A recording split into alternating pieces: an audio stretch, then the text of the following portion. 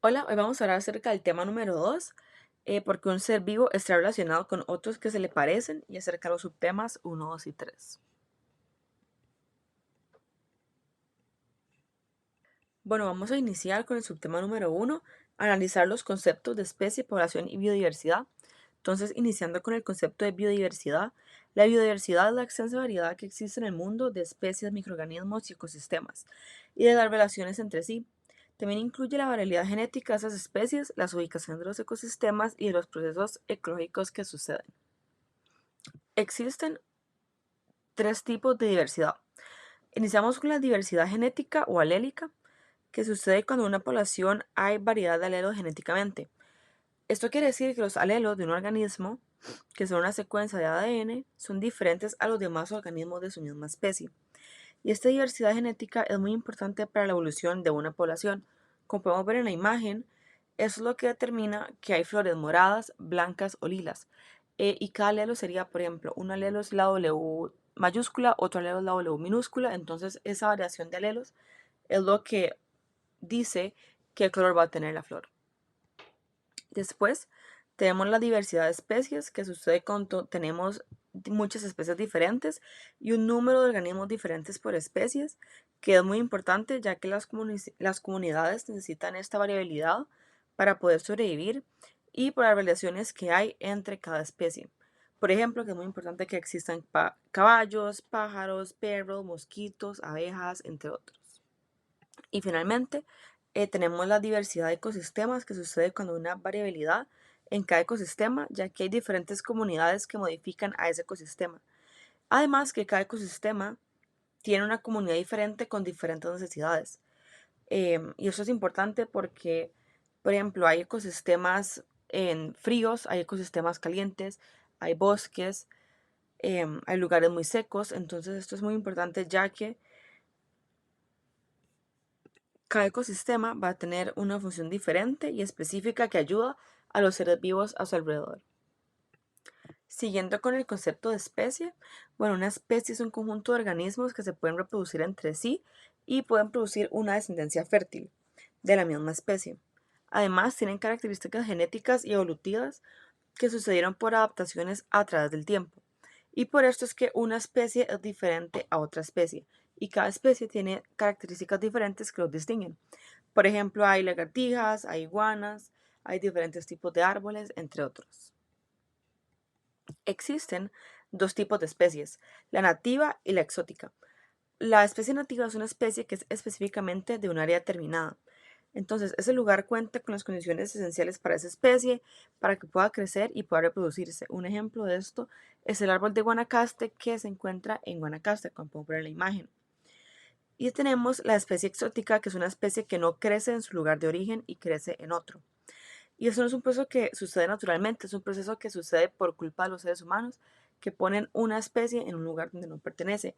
Como podemos ver en la imagen, esta es una flor, un árbol, perdón, que se llama árbol de flor de cerezo, que es específico de Japón, pero se ha visto que se han puesto en varios lugares del mundo y se caracterizan por esas flores rosadas. Finalmente tenemos a las poblaciones. Una población es un grupo de organismos de la misma especie que también viven en un lugar determinado y se pueden reproducir entre sí. Y esos organismos coexisten en un mismo lugar y al mismo tiempo, y esto causa cohesiones reproductivas y ecológicas. Bueno, un ejemplo de una población sería una manada de lobos.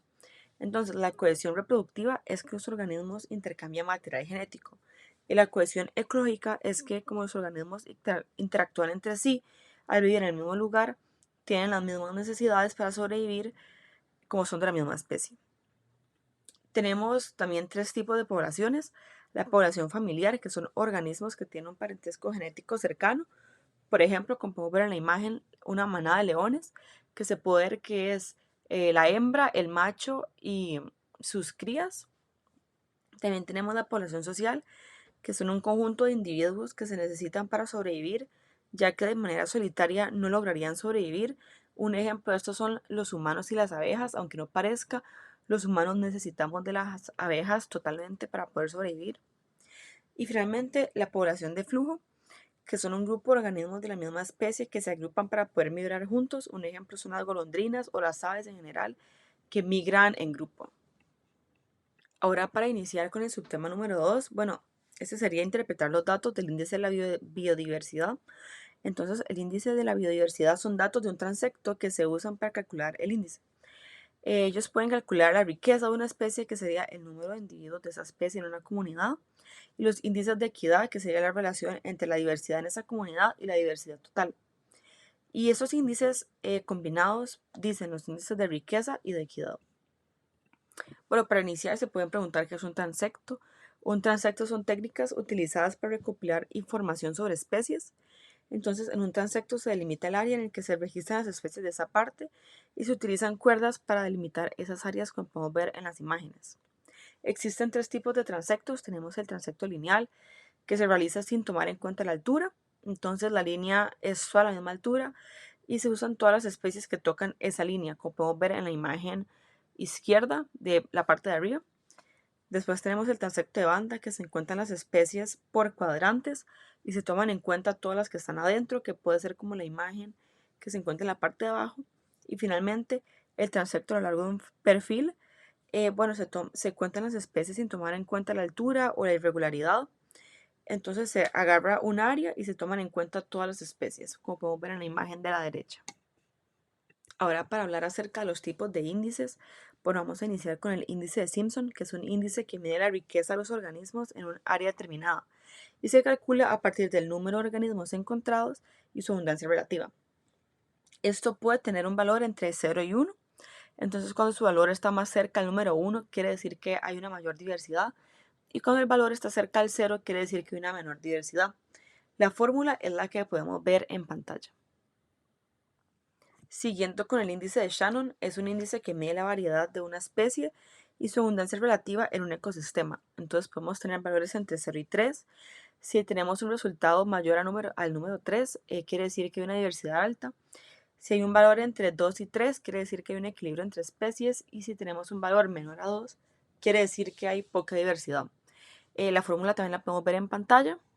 Y finalmente, el índice de Margalef es un indicador de la riqueza específica en un área, en donde se utiliza la relación entre la distribución de los individuos y la cantidad total de individuos de la muestra. Entonces son valores menores a 2, son zonas de baja biodiversidad, y con valores mayores a 5 son zonas de alta biodiversidad.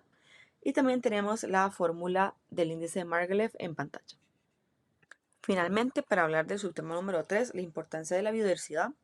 Bueno, la biodiversidad es muy importante para los seres vivos, ya que nosotros tenemos una dependencia directa sobre los seres vivos y sus factores. Entonces, si se modifican o se alteran y se pierde la biodiversidad, las especies se podrían comenzar a extinguir. Además, las especies dependen de factores tanto bióticos como abióticos y de su relación con el medio ambiente y con seres de su misma especie y de otras especies.